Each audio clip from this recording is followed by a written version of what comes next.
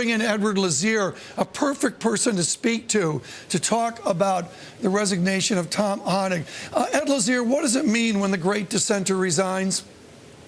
Well, the Fed, obviously, in this country is affected very strongly by the chairman. That's a little different from the system that you have in the UK and other countries where the board actually matters a lot more. Obviously, you know, Mr. Hoenig has been a very effective and important voice on the Fed, and so having him leave will have a big effect in terms of the composition of the meetings, the way we read the minutes from those meetings, and so forth. But in terms of actual policy, in terms of what the Fed actually ends up doing, I don't think there'll be very much of a change. I think Ben has exercised a strong hand, as did Alan Greenspan before him, and I think we can expect that to happen in the future. That's just the way the American system works. As you know, in your youth, Ed Lazear, all the papers that mattered in academics, I think they came from 2 or 3 schools.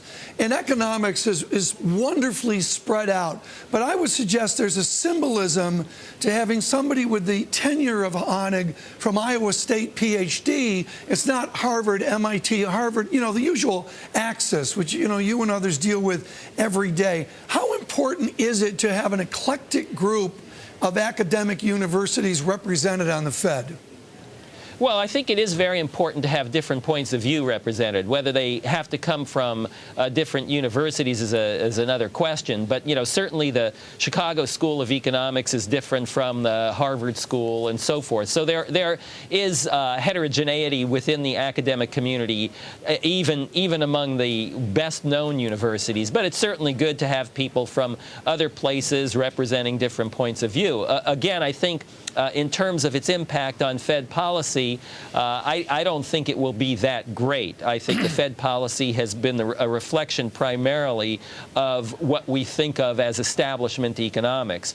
But we always like to have dissenting voices because it's important to make sure that other points of view are represented. That's true in any context. Dreaded first chart, folks. This is an Ed Lazear and a Tom Hoenig chart. If you're just joining us, Tom Hoenig announcing his retirement from the Federal Reserve Bank of Kansas City. Job flows back near normal. This is an interesting ratio, employment to unemployment, and you can see the size of the crisis going back 20-some years, and then down we go with improvement in flows. Fewer unemployed, even though it's been grudging in bringing back employment. First, Ed Lazear, how far are we back to normal? Are we really getting back to normal when we see claims under 400,000? Unfortunately, I don't think we are. Obviously, you know, what we've seen over the past few months is good news. It's better than the alternative. But the indicator that I look at is actually something different. I look at the JOLTS numbers. I think you're familiar with the JOLTS numbers. JOLTS stands for Job Openings Labor Turnover Survey, and that's put out by the Bureau of Labor Statistics. And what they do is they track the number of hires and the number of separations each month. And in order to have a healthy labor market, we have to have about 5 million hires per month. Right now, we're down at about 4 million hires per month, and we've been there throughout most of the recession period. So until we get our numbers back up to 5 million or so per month, at the peak it was about 5.5 million, we still have a ways to go, and I'm just not seeing the kind of strength in the labor market that I'd like to see at this point. You know, again, it was a tough recession. Things are better now than they were, but we still have some distance to travel here. Let's push against Tom Hoenig and inflation and hawk. Ed Lazear, with your caution, here is the NFIB Small Business Survey in white. It's an elegant chart.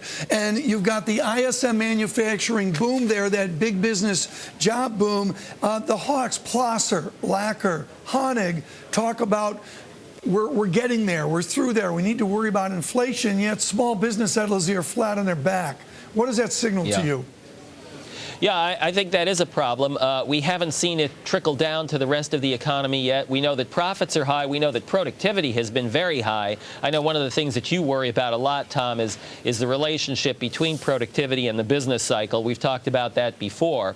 And that's been a good indicator. But I don't think that we are seeing the kind of strength that we need to see. Now, the question for the Fed, and, you know, I don't want to second guess the Fed, but the question for the Fed has always been whether the policy will work, whether it will work in a timely fashion, and whether it will work effectively.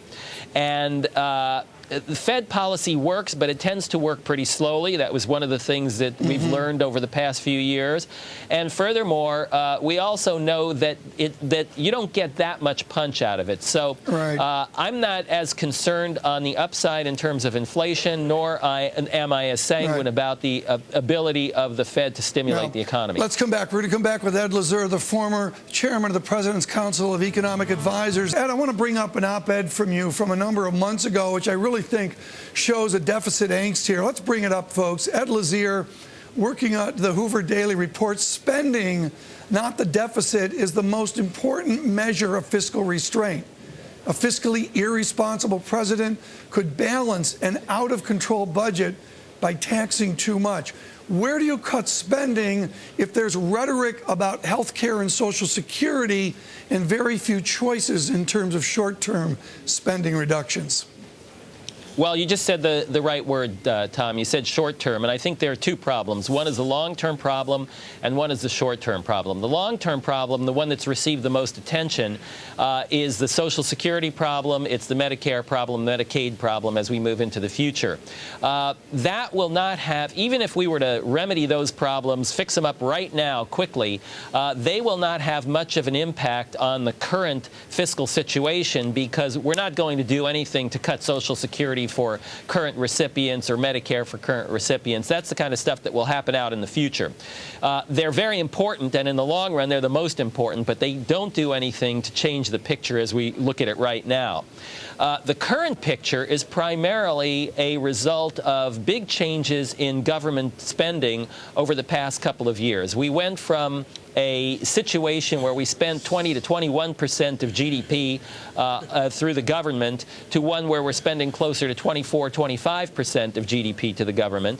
And what we need to do, I think, is we need to roll that back and roll that back rather quickly because every year, this year, we'll probably add another 10 percentage points to the debt to GDP ratio. And in the long run, that is really problematic for economic growth. Ed Lazear talking about spending austerity. Here's Paul Krugman today with a sharp note to start the weekend in the New York Times. Professor Krugman, the austerity delusion, we're not serious. I think Ed Lazear would agree with that. We're not serious. Any talk of using Medicare funds effectively shrieks of death panels. And that was the name of the baseball team. That's a band our camera crew had, Death Panel. And the official GOP position appears to be that nobody should ever pay higher taxes. Professor Lazear, I think Professor Krugman really sums it up nicely, this political polarity that doesn't meet anywhere in the middle. How do we get to an intelligent debate? Well, part of it on the tax side, unfortunately, we cannot close the gap that we're looking at with taxes. That's just never going to happen. If you look at President Obama's projections for spending out into the next couple of decades, what we're talking about is a gap, even as he proposes tax increases, we're talking about a gap of 8, 9, 10% between spending and taxes. So we're not going to raise taxes by 30%, 30, 40%. That's what it would take in order for us to close that gap. That's just not going to happen. So the only way we're ever going to get at this is by tackling the spending side. At some point, we're going to have to do that. The question is, do we wait for a crisis in order to do that, or do we think of it in the future? I would like to see us think of it now and start worrying about it, start trying to get things under control. I think as Paul Krugman writes, and I would agree with him, these things are almost impossible political problems, which is why I argue for rigid rules that we place on Congress and on the president in terms of expenditures and growth. Why don't we do a pay-go? Folks, we're ripping up the script. Pay-go from 20 years ago or whenever. Ed Lazear, you and I have aged waiting for a new, better pay-go. Isn't that just simple? Well, pay-go is one rule, but the trouble with pay-go helps in the sense that it does constrain the increase in spending.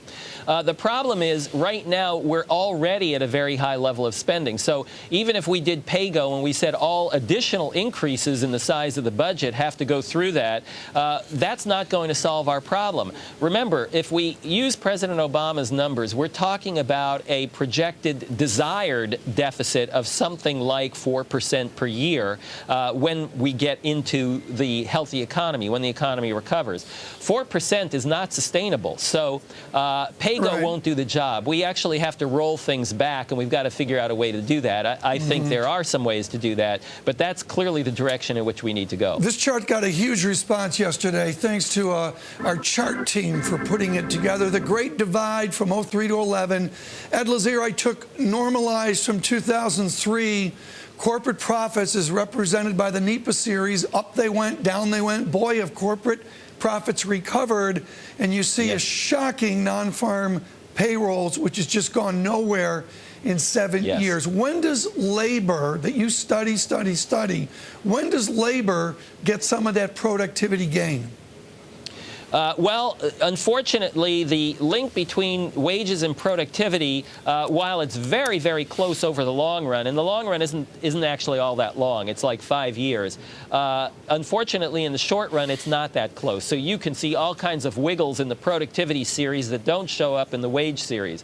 One of the things that has happened, though, and I think we do have to recognize this, over the past 2 recessions, is that productivity has gone up even as we've gone into recessions. And that's primarily a result of firms being able to cut employment and get the same amount of output with fewer workers. And they've been effectively doing that. So that works for a period of time. It doesn't work when you get into strong recovery. So the recipe for this is to make sure that we have strong economic growth. Now, of course, that's easier said than done. But unless we have strong economic growth, we're not going to have strong employment, and we certainly will not have strong wage growth. Ed Lazear, 30 seconds left. Should we stop QE2 now? Should we tranche out that 600 number, slow down the use of QE2? Or is Bernanke right, just keep it going smoothly?